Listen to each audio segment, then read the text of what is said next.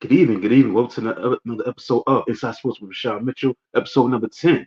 The 10th episode of Inside Sports with Rashad Mitchell every single Thursday night from 9 p.m. to 10 o'clock p.m. Eastern Standard Time on Elevation 5280 Sports and Lifestyles, streaming live right now on Twitter, YouTube, and Facebook. So let's get into it, man. Twitter, YouTube, and Facebook. That's where the show is streaming live right now. Let's get into the 10th episode, man. Episode number 10. Inside Sports with Shot Mitchell turns number 10. It's the 10th episode. So let's get into what's going on in the world of sports. We're going to get into sports headlines. Also get into some headlines with that, with the world of sports, what's going on in the world of sports. Also get into remembering Pat Williams. He passed away today, age 84. Great general manager, stuff that he did with the Philadelphia 76ers, definitely what he did for Orlando. He put Orlando sports on the map. And then get into some baseball, Major League Baseball, All-Star break. It's about to come to an end. They're going to resume playing baseball, I don't think tonight, maybe tomorrow. And then get some memorable home runs, 101 memorable home runs. Book episode, we're going to get into that. That's coming real soon. And on this day in sports history for July 18th. On this day in sports history, July 18th, and then be done with the show. Let's get into it, man. Let's get into world sports. We're gonna start with the headlines. Russell Westbrook is moving on again to another team. He's gonna be playing now with the championship contender in the Denver Nuggets. So he's with the Clippers. So he's gonna join the Nuggets after the Clippers Jazz trade. They have agreed to a sign and trade deal for Russell Westbrook, who is expected to join the Nuggets after Utah waives the former MVP and buys out the remainder of his contract. So the Clippers will receive guard Chris Dunn from the Jazz for Westbrook in the second round draft pick swap in cash. So Westbrook didn't have that great of a season, as far as points are concerned. He averaged a career low 11.1 points off the bench for the Clippers. Now he expects to clear waves before joining the Nuggets. So he definitely is much needed. Obviously, they lost Contavious Caldwell Pope in free agency. They lost also Reggie Jackson in free agency. So they're trying to upgrade that situation by getting Westbrook, a veteran player, obviously one of the all-time great players, a great player of his generation, and obviously he's an older guy. He's up there in age, but he definitely give a lot of energy, a lot of spark, and a lot of spunk to the table for us the help that they need in that back court. According to Nuggets general manager Calvin Booth, he said, "I think we need some help in the back court." He told Altitude TV on Tuesday, "We are going to try to continue to identify that, survey the market. We have a spot left. I think if we can add a high level guard, we will be happy with that." So Westbrook is 35 years old, opted into his $4 million contract last month. But Lawrence Frank, the president of the Clippers basketball operations, had talks with Westbrook agent to find a right fit for the nine-time All-Star after Paul George left the Philadelphia 76ers. So he went into the season last year with the starting point guard position, um, but LA trade for James Harden, so Westbrook moved to a six-man role. Came off the bench. And shortly after that, the Clippers played very well. They were 26-5 during their best stretch last year. But he had career lows of 4.5 assists, 22.5 minutes. He was a fan favorite from a defensive standpoint. He had some of his best individual defense in his career, ranking fourth in field goal percentage, allowing as a contesting defender among players to contest 300 plus shots last season, stuff like that. So he's now a Denver Nugget, and see what happens, man. He definitely gonna bring a lot of energy, a lot of boost, a lot of spunk, a lot of intensity from an athleticism standpoint. We'll see if he still has a lot left, but they needed to fill that void in the backcourt because they lose Jackson, they lose Caldwell Pope. So we'll see how they do with him, along with Jamal Murray, obviously Nikola Jokic and Gordon and Porter Jr., guys like that. So we'll see how that goes. Also, in other headlines, Bronny James, he's becoming the popular betting pick for Rookie of the Year, as far as the odds to win the NBA Rookie of the Year after have shown since the start of summer camp. The consensus was the rightly so, Zach Edey for the Memphis Grizzlies, but that has been changed. Many more bets have been placed on Bronny to win Rookie of the Year. So he's getting a lot of traction for as being like the favorite to win Rookie of the Year. He's come, a very popular pick for Rookie of the Year. So I'll see what happens with that. Got a long way to go. Season's far from getting started. Obviously, as far as the NBA is concerned, we're in the summer league phase right now, but see what happens with that. See other headlines. CJ Stroud, he calls the Texas offensive skill group a five-headed monster. Heading to year two, and rightfully so. I mean, you look at this Texas franchise; they had a great season last year. That they made to the divisional playoff. Lost to Baltimore. They beat Cleveland in the wild card, so at home. So they able to definitely build on this, and they built on this by getting Stephon Diggs, Joe Mixon. You know, they traded for Joe Mixon. They added Stephon Diggs. They made moves signing Dalton Schultz. They got receivers like Nico Collins and Tank Dell. So they have a lot of high expectations as the Texans begin training camp practices Thursday. So training camp is already underway at Houston. They begin training camp practices on Thursday, and so they already got a head start for the training camp process. So yeah, they have a right to feel high expectations. And when you look at this team, Collins had 1,297 yards receiving.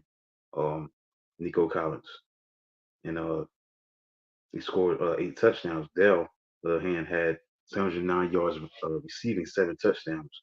So this team is definitely explosive. Schultz had 635 yards, 5 touchdowns.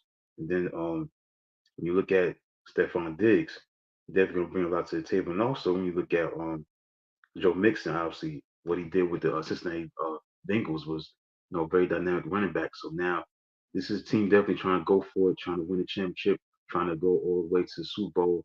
And they're definitely capable when you look at the talent level and skill set they have on the offensive end. Obviously, they got to get better on the defense, see how that goes. But CJ Stroud just feels that they got a lot going on.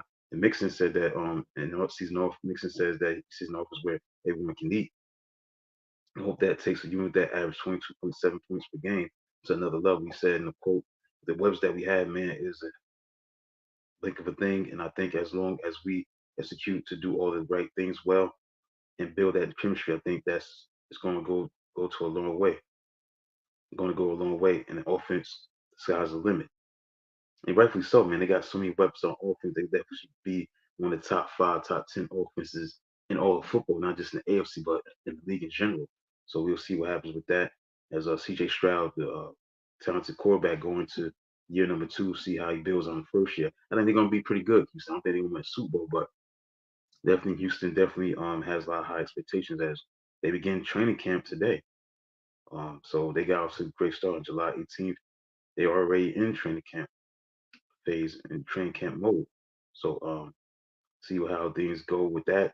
Obviously, got to stay healthy um, throughout the regular season and see what happens.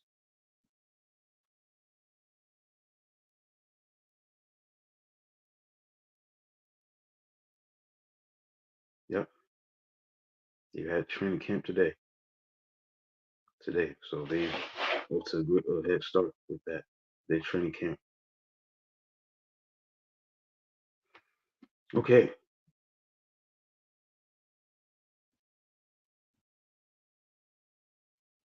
all right. So that's as far as that is concerned. That's it for that. As far as that is concerned. Also, in other news, Lamar Jackson disputes Troy Aikman's trademark bid for number 8. It's interesting. Reigning NFL MVP Lamar Jackson is challenging Pro Football Hall of Fame quarterback Troy Aikman's use of their shared number 8 in the U.S. Patent Trademark Office complaint, according to federal records. Jackson, who owns or has applied for several trademarks using the number in various phrases, says Aikman's attempt to use 8 on a apparel and badge will be likely to cause confusion or cause mistake or to deceive the purchasing public as to whether they're buying products from Jackson or Aikman's company. Jackson's attorney said in July 9th filings. So Jackson has expended considerable time, effort, expense in promoting and advertising and popularizing the number 8 in connection with his personality and fame, and is well known by this number due to his notoriety and fame, along with his promotion of this number and his trademarks and media coverage, according to the appeals.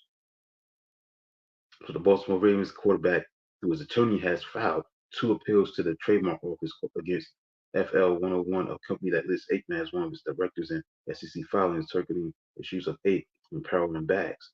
FL 101 is listed as the owner of nine trademark applications for the use of ape on a variety of some consumer products, including beer, bleach towels, and energy drinks.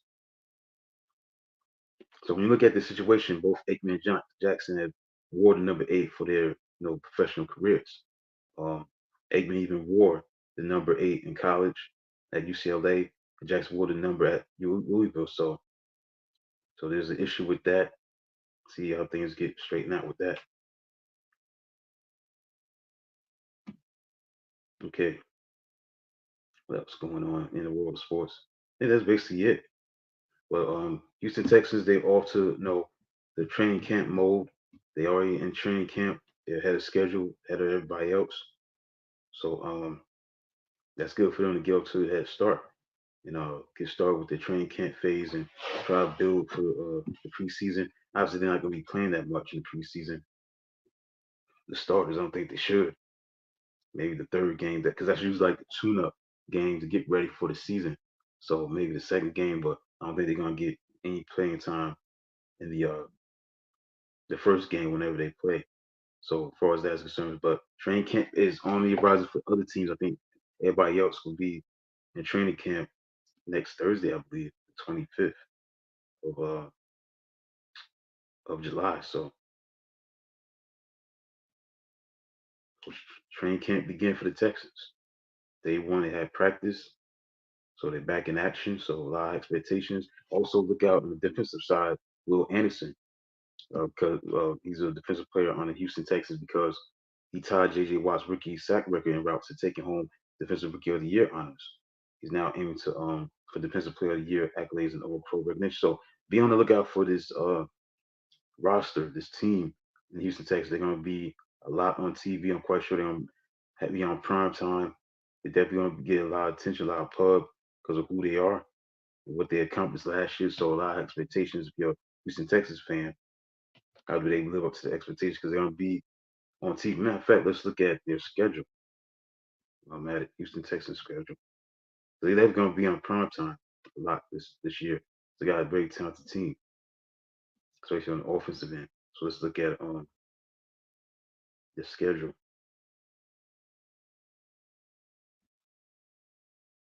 As far as the primetime games. Okay, September 15th, 8:20 p.m. That's obviously a Sunday night game on the 15th. So that's going to be the Bears at the Texans. On Halloween is going to be the Texans at the Jets. On November 10th is going to be 8:20 p.m. Lions and the Texans. The Cowboys and the Texans at 8:15 p.m. November 18th. So a lot of primetime games. So some primetime games that's going to be going on. And obviously, I think the Texans kind of, in a sense, are in training camp, ahead of time because they're going to be playing. I believe this is the Hall of Fame game, August the 1st, against 2 weeks from today. They'll be playing the Chicago Bears. This is going to be the Hall of Fame game, I believe. So that's the prep up. Well, again, they're in training camp. So, but some of it could be the fact that they're trying to get ready for the Hall of Fame game to get a head start. Because 2 weeks from today, they'll be playing in the Hall of Fame game. I mean, they're going to play the starters and all that, but that's going to be, I think, the Hall of Fame game going to be taking place. Okay, so here are the teams that's going to be in training camp.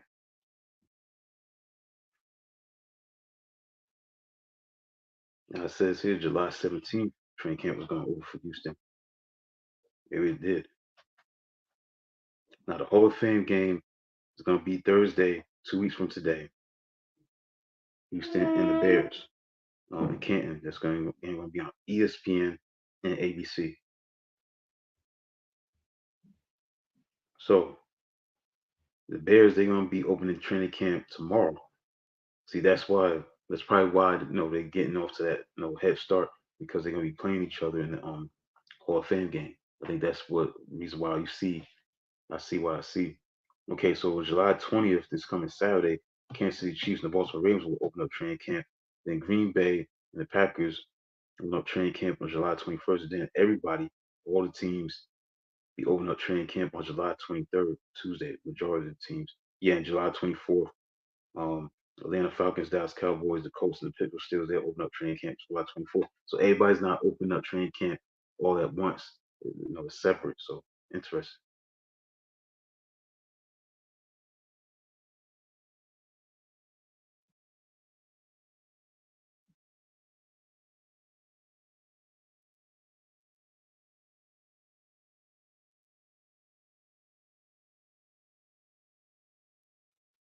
So that's basically it for that.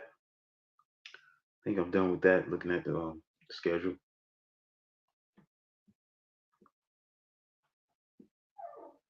So that's basically it. Houston Texans are already in training camp mode, and like I said, that's the story on that. So I want to be long win with that. So I'm gonna keep moving. Get some Major League Baseball. This All Star game that took place this past Tuesday, man. First of all, the uniforms need to be burned up. I mean, the National League, they wore these black and blue turquoise, helmets, man. Just terrible, uniforms, man. And the helmet was bad. I mean, even the American League uniforms wasn't good, but I think the National League uh, unis for the All Star game was just terrible. Why not just go back to tradition? Just have the club uniforms be worn like they used to be. Saying instead of having try to spice everything up, jazz things up for the younger baseball fan, maybe they trying to do that.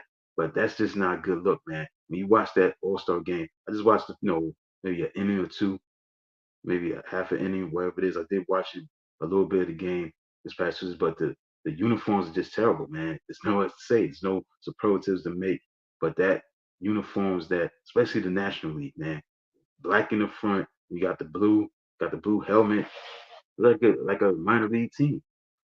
You know what I'm saying? They don't look like a professional team. That just not a good look for baseball. So you have to go back to the original plan, the old time where you just wear your old uniforms, the club uniforms, and take it from there. Why try to change the situation, try to make it different, and try to have new uniforms on for All Star games? So that just a terrible, terrible situation. Now, as far as the game is concerned, overall in that matchup this past Tuesday, the All Star team, the American League won 5-3. Jaron Duran's two-run home run gave the American League a 5-3 win over National League, and did what he had to do to get it done for the All Stars of the American League. It was tie-breaking two-run home run.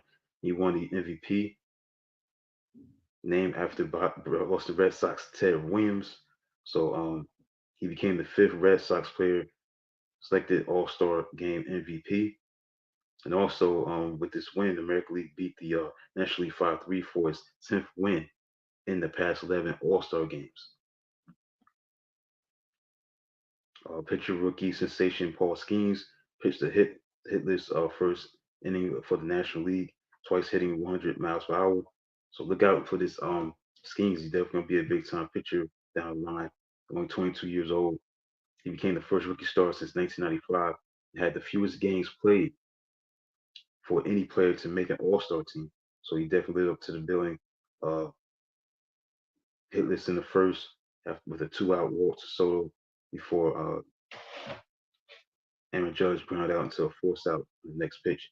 He threw 11 of his 16 pitches was for strikes and seven fastballs up to 100.1 miles per hour. So this guy definitely has the tools to be one of all-time great pitchers to ever pitch in baseball. Obviously, you got to give it time, but there's some high hopes for the Pittsburgh Pirates for us having a player of his caliber and schemes doing his thing and making it happen. So be on the lookout for this pitcher.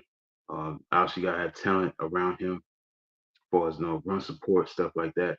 He can't do it by himself. You gotta have like a starting lineup that can get it done, and manufacture runs, and give him the run support that he needs for the Pittsburgh Pirates to be successful. But that's something that's a breath of fresh air if you are a Pittsburgh Pirates fan. You know what I'm saying, from that standpoint. So I think that definitely going to be a good look for Pittsburgh in the future.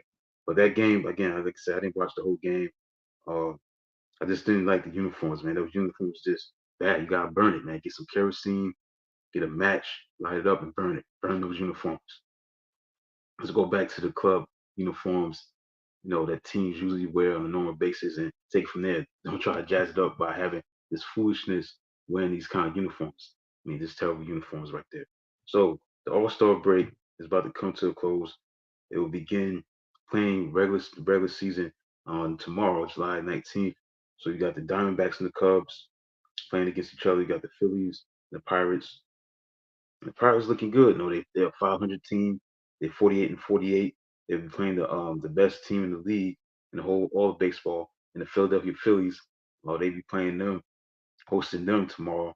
Uh, 62-34 is the record for the Phillies. The Reds play the Nationals. The Braves play the Yankees. The Tigers play the Blue Jays. Mets play the Marlins. The Mets are playing very well. They have a possible shot at a wild card. They're 49-46. The Padres against the Guardians. The Guardians looking very good, 58-37. Um, Cardinals and the Braves. That's a very interesting series. Cardinals are 50-46 against the Braves are 53-42. And you got the Orioles and the Rangers. Orioles are 58-38. Interesting series for them.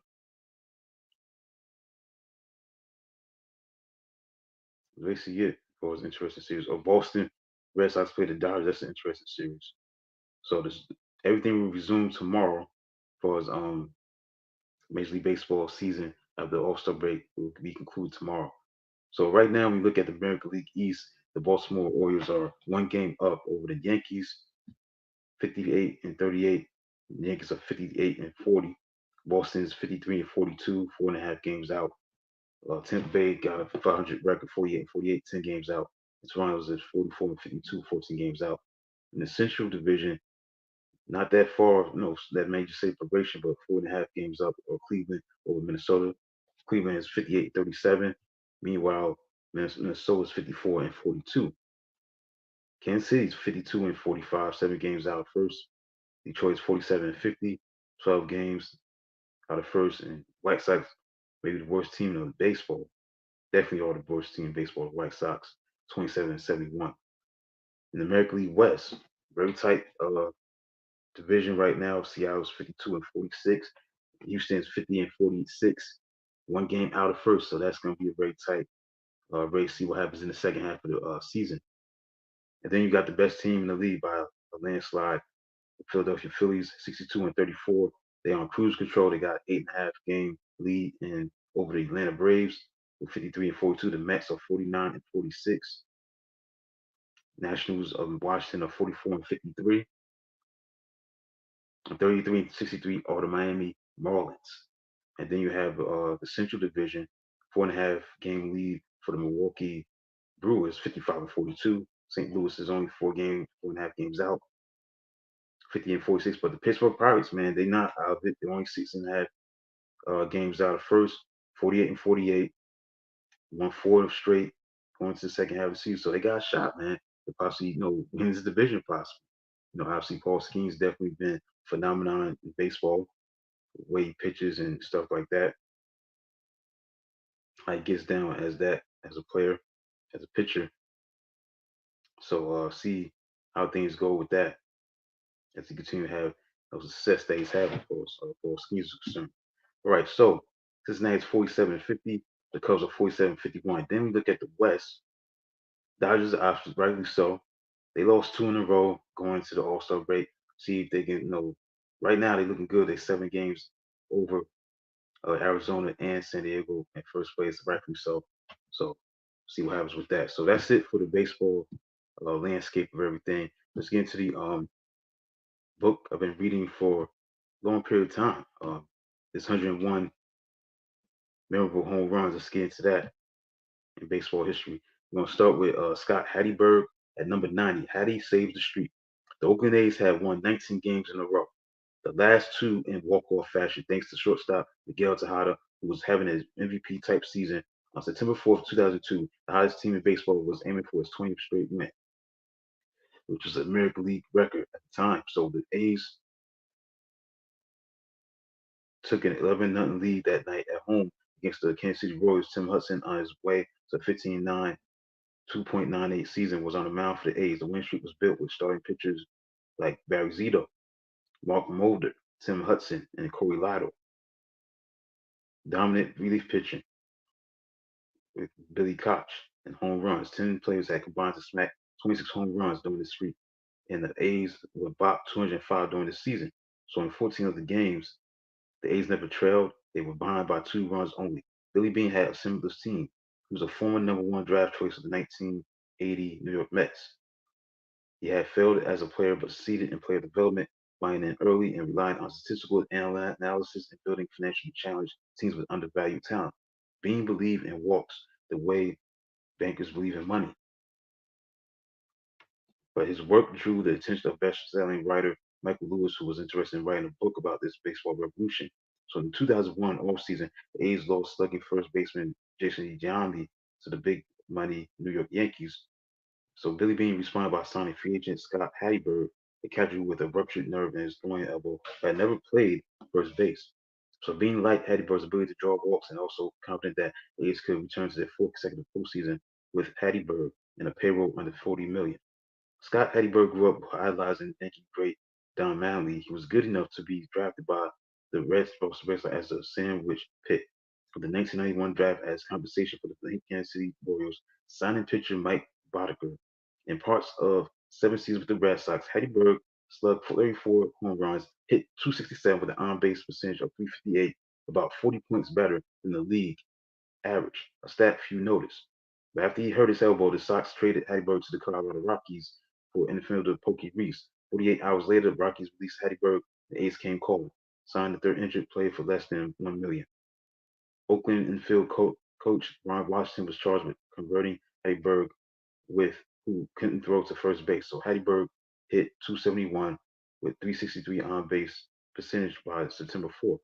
So with the A's comfortably in first place in the American League Western Division, he started the game on the bench.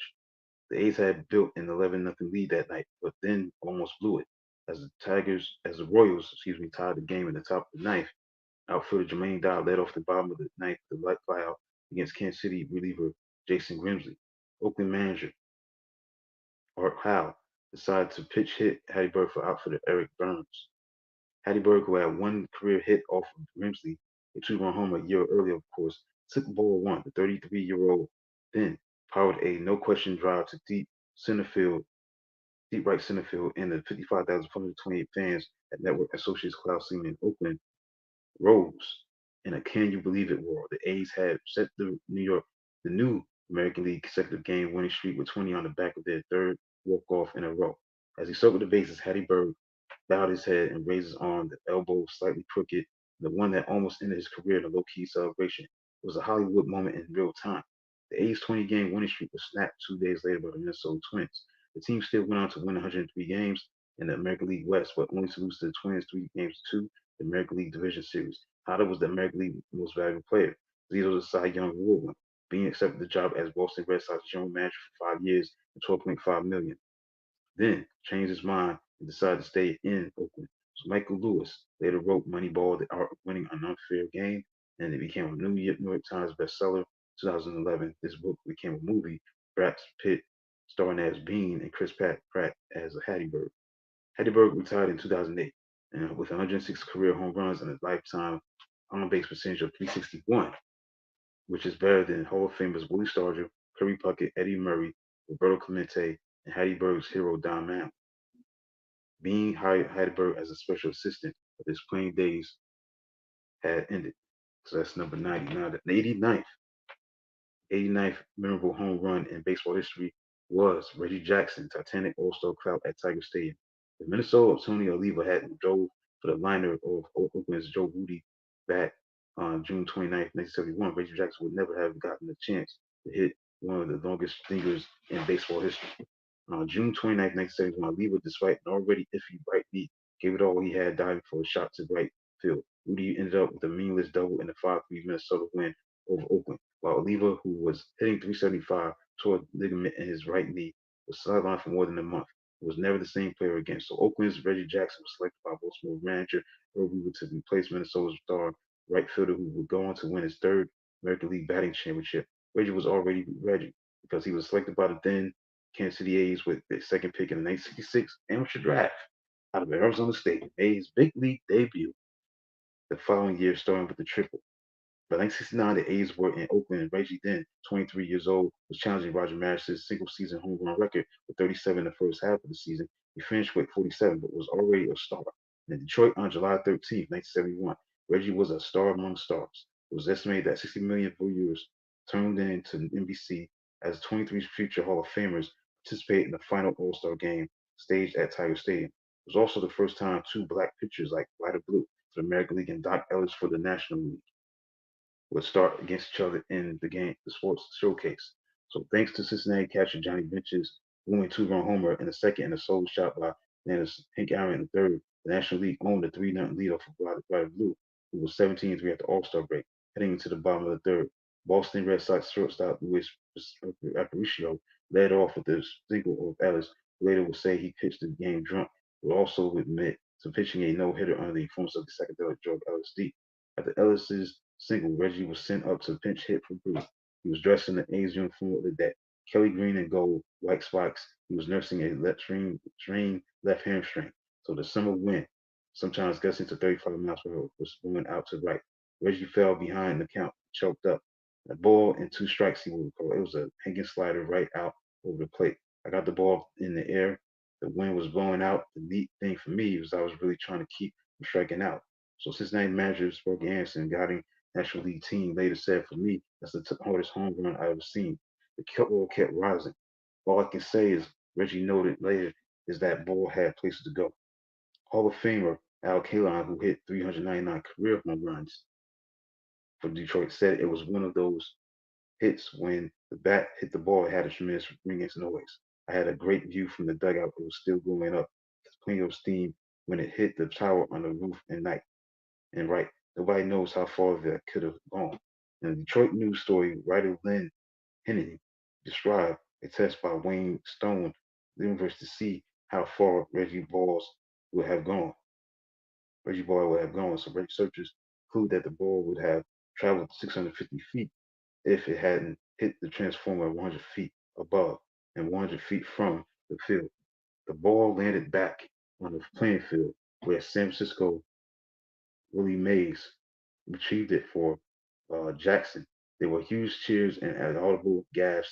It was the intersection of science and power in baseball. Two batters later, Frank Robinson hit a two-run homer to put the American League in the lead. Robinson became the first player in history to hit home runs for both leagues in All-Star games. Midsummer Classic would feature two more homers from Hall of Famers like Pittsburgh's Roberto Clemente and Minnesota's Harmon Cleveland. The American League broke an 8-game losing streak, the 6-4 victory. A dinger from the Hall of Famer produced every run. Detroit's Hall of Fame broadcaster Ernie Harwell described the game as the second best All-Star contest in history. Only 1941 was better, he said.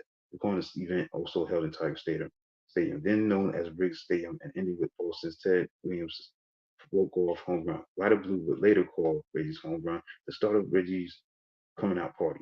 It was his way to say to the world, "See, I told you." It was his signature on all his smack, and he wasn't afraid to talk smack. I like that. He backed it up, and he always did it on the national stage. And for Reggie, the stage would only get bigger, as would his homers. He ended his career with 563 home runs, plus 18 in the postseason. And his 1971 moonshot was the only homer he hit in the All-Star game. Right, number 88, Johnny Callison. It's going to be my last look at this book. Johnny Callison, Major Blast from a Modest Man. Johnny Callison, remember how Dick Verdad's fastball hummed in the seventh inning. The Philadelphia Phillies right fielder playing in his first All-Star game felt he was lucky to get wood on the big Boston right-hander's heater. He wasn't alone. The word overpowering didn't do Raditz justice in 1964. He was a 6'6" rival in any era football alignment. New York Yankee Hall of Famer Mickey Mantle had dubbed Raditz the monster with good reason. The right-hander fanned Mantle 44 times in 63 at-bats. Before Raditz faced Carlson, he had struck out Cincinnati's Johnny Edwards and New York's Ron Hunt, the eighth. Raditz encored by fanning St. Louis Bill White and Cincinnati's Leo Cardenas and entice Chicago's Billy Williams, the Hall of Famer, to weekly grounds to second. American League manager Arlo Lopez, who skippered the Chicago White Sox, let Raditz bat in the top of the ninth. Why not? It was an era when players took the All-Star game seriously. The American League was leading 4-3. The National League was sending up three right-handed hitters who had won or would win Most Valuable Player awards. San Francisco Willie Mays and Orlando Cepeda, and St. Louis's Kim Boyer, the 50,000 plus at the new Shea Stadium were in a frenzy. It was hot and sunny on July 7th at noon with 18 future Hall of Famers in uniform. The game felt bigger than the nearby World's Fair. Mays fouled out, fought off five Radach's pitches before earning a walk to lead off the ninth. He then stole second. Cepeda followed the loop single to right. Mays held on third, but Yankees first baseman Joe Pepitone made an errant throw home, and Mays scored to tie the game at four. Cepeda took second and was pinch hit for by Clerk Flood. Radach overpowered Boyer, retiring the third baseman on an infield pop. First baseman Open Lopez called for Radach to intentionally walk Edwards to set up a potential double play to end the game. National League manager Walter Austin of the Los Angeles Dodgers countered with Milwaukee's Hank Aaron, the man who would best even Babe Ruth in a career home runs to pitch hit for punt. Aaron became Bradach's fifth strikeout victim of the afternoon. Then up came Callison. His number six in Philadelphia was treated like Mickey Mantle's number seven in New York. He was an emerging star to say the least. When Callison's manager Gene Malk first saw him play, he thought he was smashing the second coming of Mel Ott, the great New York Giant who had hit 411 career home runs in his 22-year career. Bobby Wine, a Callison teammate, used the word magnificent to describe young right field's play. He was a funny guy in that his confidence never matched his ability. Wine later said, real humble, maybe too humble. It was like he was ashamed to be great. At 5'10", 170 pounds, Callison looked small compared to the monster. But when he dug into face Raddatz again, Callison was using a lighter bat loaned to him by Hilly Williams. Callison usually preferred a heavier stick, but felt he couldn't get around on Raddatz's heat. Callison blasted Raddatz's first pitch to the lodge section and Shea's right field for a three-run homer and the National League win 7-4. He was the third player in history, Boston Ted Williams and St. Louis's Stan used the others to hit a walk-off home run in the All-Star game. He reared and threw me a high, hard line, Costin later said. As soon as I swung, I thought it was a homer. You can just feel it, hear it. I was on cloud nine as I rounded the bases. By the time I rounded second, I saw Rice throw his glove into the dugout. He could also see the potential Hall of Famers like Mays, Aaron, Williams, Marshall, Clemente at home waiting to greet him. Cousin was sure his homer was an omen. The Phillies were going to win the World Series in '64. He was wrong because the Phillies blew a 6.5 game lead in the final dozen of the regular season. Had the Phillies won the pennant, Carlson probably would have been the league MVP. Instead, Ken Boyle, the championship Cardinals, won the award. All right, so that's it. I'll be in number 87, Billy Hatcher, postseason phenom. I'll be in that. So let's get into remembering Pat Williams. He passed away, one of the all-time great general managers in history. You talk about, Jerry West. He was a great general manager, obviously, but this guy definitely represented the greatness of how to put together teams, especially with what he did for the Philadelphia Phillies. I mean, Philadelphia 76ers, excuse me. We did for Philadelphia 76ers. He definitely was a great talented evaluator. What he did with building that 76ers team in 1982-83, getting Moses Malone, stuff like that. One of all-time greats. As an executive, he definitely brought a lot to the table. Passed away, actually passed away yesterday, not today, yesterday, at age 84. He began his career as a minor league baseball player. Later joined the front office of his team. In the late 60s, he moved into basketball. His biggest achievement obviously was what he did with the 76ers in 1983 and also creating the Orlando Magic. So that's the thing that stands out for his claim to fame was what he did in the front office was managing basketball and on talent. So in 1968, he became the 76ers business manager, promotions that included elaborate halftime shows, successful 55 and 27 performance. The 76ers were third in attendance in the 1969 NBA season. He also became general manager of the Chicago Bulls. He was instrumental in revamping the team's roster, training with the Sixers for Chet Walker. He invested on the promotion and creating the mascot being the Bull. He succeeded Richie Yerman as general manager of the Atlanta Hawks. Spent 1 year in Atlanta where you most know who actually was trading star Pete Maravich for 2 players and 5 draft picks. Then, as the Sixers had become one of the worst teams in the NBA, owner Irv Kozlov invited Williams to return in 1974. So Williams then remained in Philadelphia for 12 years as the general manager, helping to build that great team in 1983, 1982-83 by trading for Julius Erving, Moses Malone, drafting Maurice Cheeks and Andrew Toney. Obviously drafted Charles Barkley, but they never became a dynasty, never became great. That '83 team, that team won 65 games that year, won the championship, one of all-time great teams. You look at they sandwiched with the Boston Celtics and the Lakers teams, and what the Pistons teams did. They could have won multiple championships, like the Lakers did, like the Celtics did, like the Pistons did. They could have won multiple championships. That '83 team, that's up there with all-time greats in modern day football, basketball. I mean, you look at the dominance of Moses Malone, how great he was that year. He won the regular season MVP. He won Finals MVP. He was just that key card that the Sixers were missing to replace Caldwell Jones, and they won that championship. They could have won more, but they fell short of reaching more success with the championship that they won in '83. And then the biggest success they probably had, I think, without a shadow of a doubt, is when he took a chance at investing in bringing a team to Orlando, and he convinced David Stern and the league owners of the viability of the small town Florida city in supporting an NBA franchise. So that's what it comes down to. That he was able to have a vision of making Orlando a team in Orlando, like an NBA team, expansion spot. And he was awarded that in 1987. He made his debut in 1989. And obviously, he was able to be able to get, Shaq. Obviously, you had a trade to pick Penny Hardaway. If you remember, him and Webber was part of a trade.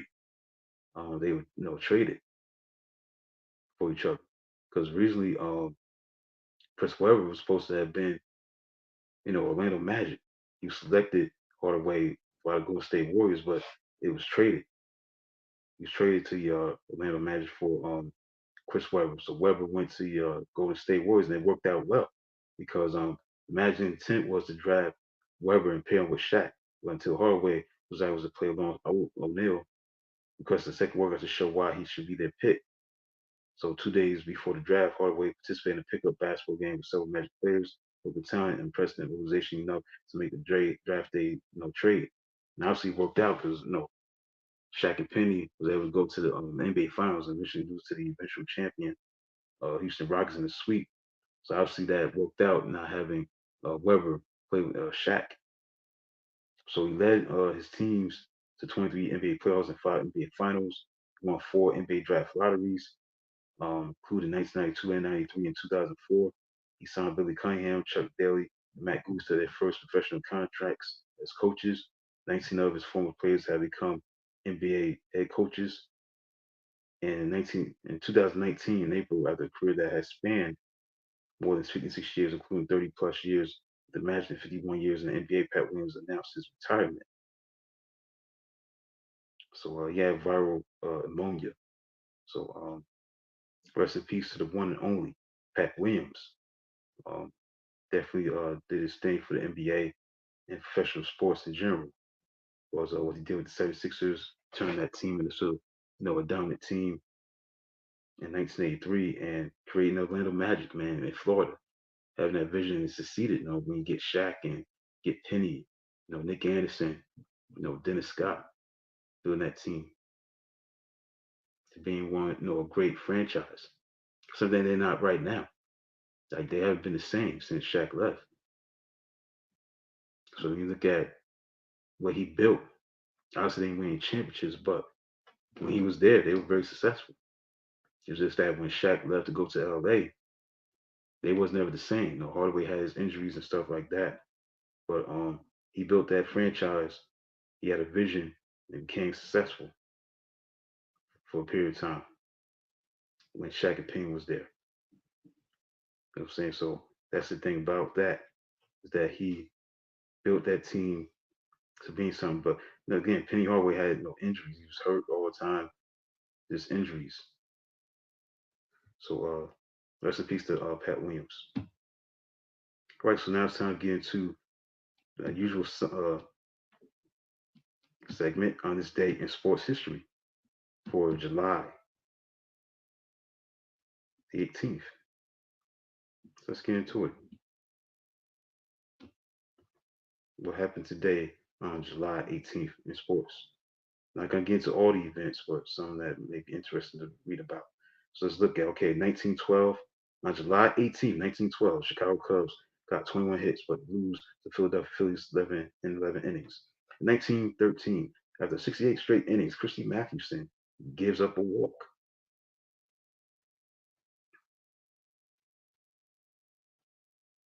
The Major League Baseball Boston Braves started miracle move from last place to become World Series champs.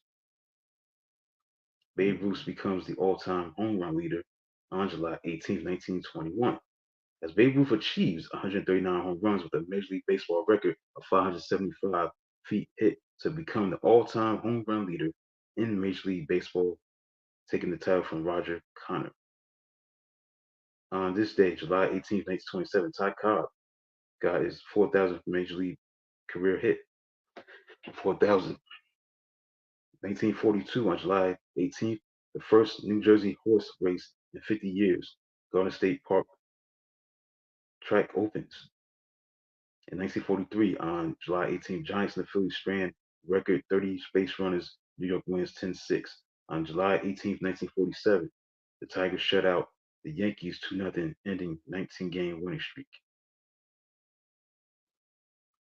In 1951, on July 18th, Jersey Joe Walcott knocked out Izard Charles in 7 rounds, becoming at age 37 the then oldest world heavyweight champion at Forbes Field in Pittsburgh, Pennsylvania. On July 18th, 1954, Cardinals losing 8-1 to Phillies begin stalling in fifth. They forfeit game. In 1959, on July 18th, William Bill Wright became the first African American to win a major league golf tournament in the U.S. Amateur Public Links Championships. In 1960, on July 18th, Baseball National League votes to add Houston and New York franchises. On July 18th, 1961, Commissioner Ford Frick rules Babe Ruth's record of 60 home runs in 154 game schedule in 1927 must be broken in first 154, 162 games. On July 18th, 1962, Minnesota Twins Bob Allison and Harmon Killebrew hit grand slams in first inning, and Harmon Killebrew connect in a club record 11-run first inning. On July 18th, 1969, Joe Namath agreed to sell interest in Bachelor's 3 to stay in the NFL. On July 18th, 1970, the late great outfielder Willie Mays of San Francisco Giants became the 10th baseball player to get 3,000 hits.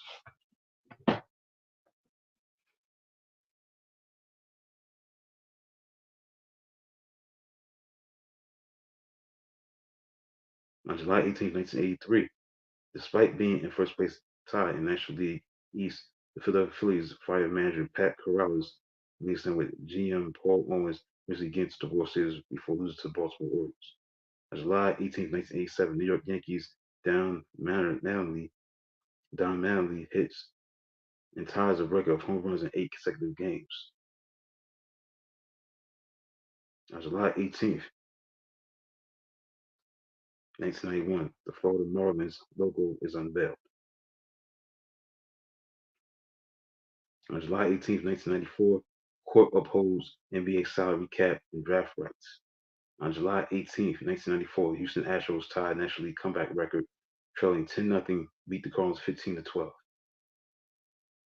On July 18th, 1999, it's like 25 years ago, I remember this, is when New York Yankees David Cone became the 15th pitcher to throw a perfect game against the Montreal Expos 6-0.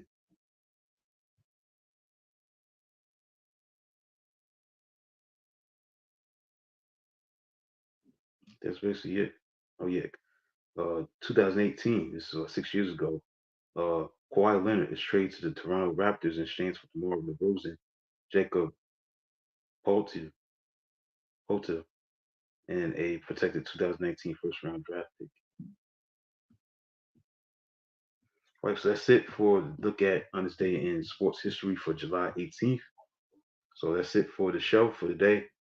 Hope you enjoyed the 10th episode of Inside Sports with Rashad Mitchell. It's been a great time as the shows continue to pile up for as the episodes are concerned. I'll be back next week for another episode. It'll be the final episode in the month of July. So this one's gone by real fast. It's July 18th, so I'll be back next Thursday for July 25th.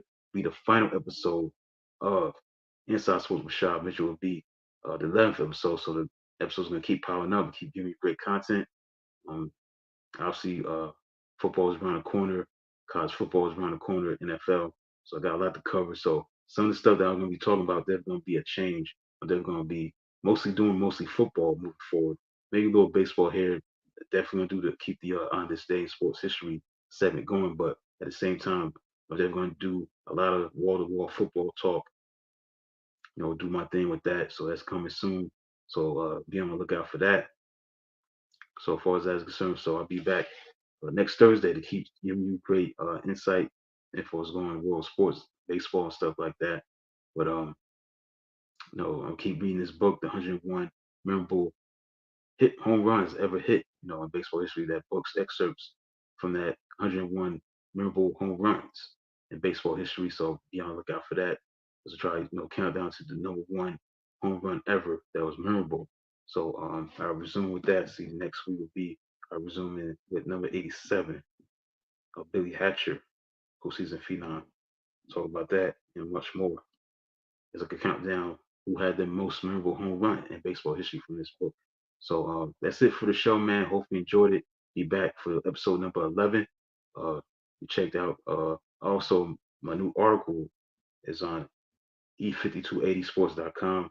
This time I wrote about the 1989 Oakland A's.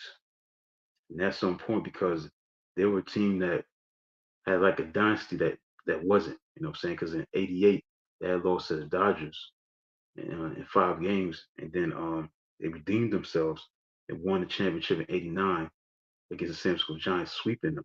And that was known as the Earthquake World Series because prior to Game 3 there was an earthquake. So I remember that very well. And they had a lot of teams, a lot of players that were low. Now again, unfortunately, their career was tainted due to steroids. Obviously Jose Canseco, Mark McGuire, you have Dave Parker, Connie Lansford, Terry Steinbach, obviously uh, Ricky Henderson, who started his career as an Oakland A, obviously Dennis Eckersley. So this team could have been a dynasty. They could have won 3 straight championships. But it's like, when you look at the Detroit Pistons, they had like a dynastic run, but they won 2 championships in a row, 89 and 90.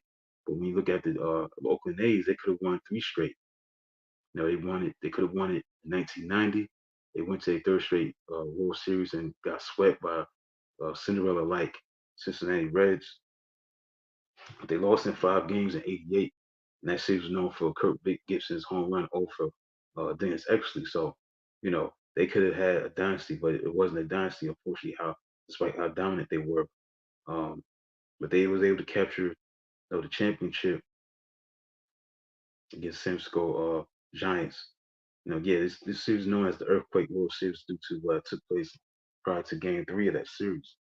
Um, that was definitely something serious. I remember that vividly. I remember that World Series vividly as a youngin watching that World Series. So I wanted the Giants to win. I wasn't into the Oakland A's winning. I thought I wanted them to beat the Dodgers. I think because I was at the time I was a Met fan. I loved Darryl Strawberry. So, but in '89, yeah, I rooted for the San Francisco Giants, man, because they had Will Clark, one of my favorite players. Kevin Mitchell, Matt Williams, but they got swept, man. That team was on a mission, so they had to get that championship. To make up for what happened the previous year, losing to the Dodgers. They were heavy favorites, and the thing that stands out when you look at um, this team that they had at the time, they could have had a dynasty. They could they had one of the great teams not to win a championship. They could have had a championship. They could have had a championship 3 straight years. So when you look at the aspect, they could have won 3 in a row. So they were like the dynasty that wasn't. Those Oakland A's teams. They could have won three straight. So the 88 team, the 90 team, sandwiched in that 80, 89 team will go down as one of the great teams not to win a World Series because they were so dominant. You know, 88, let's check it real quick. They were 104 and 58. Then in 1990, when they played the Reds, they were 103 and 59, but failed to win three straight. And the most important thing about this 89 A's team is that 89 team won a World Series for the first time since the A's did it in the 70s. So they won three straight, 1972, 17, 74, respectively. So it had been 15 years since Oakland A's have won a World Series championship, let alone get to a World Series. Because they had some tough times, after the 70s. So that was a very important period for the Oakland A's to win a championship in 1989 after not winning it for such a long time, like a decade, since 1974. So that's why I wanted to write that article. So be on the lookout. Check out that article right now. It's on e5280sports.com. That article that I wrote, year in review about the 1989 Oakland A's. So I'll be writing another article tomorrow that'll be out real soon, sometime next week. I'm not going to reveal what I'm going to write about, but that's going to be coming out soon. So check that article out wherever it comes out next week. So that concludes episode number 10. Episode number 10 of Inside Sports with Rashad Mitchell, live on Elevation 5280s Sports and Lifestyles, streaming live on Twitter, YouTube, and Facebook. Facebook, YouTube, and Twitter. That's where the show is streaming right now. I'll include this show. You can check it out on Twitter, YouTube, and Facebook. Facebook, YouTube, and Twitter. So that's it for the show. Talk to you next week for the final episode in the month of July. As I move forward with this show, the 11th episode next Thursday night at 9 p.m. to 10 o'clock p.m. Eastern Standard Time, live on Elevation 5280 Sports and Lifestyles, streaming live on Twitter, Facebook, and YouTube. Until then, talk to you next week. Have a good night.